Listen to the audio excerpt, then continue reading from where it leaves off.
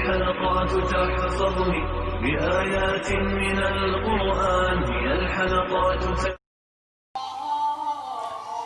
جس کی زندگی کا مقصد آخرت بنانا ہوتا ہے، خدا اس کے دل میں بے نیازی، دنیا سے بے پرواہی کو ڈال دیتا ہے، اس کے تمام کام ٹھیک کر دیتا ہے، اس کا رزق مکمل کر دیتا ہے.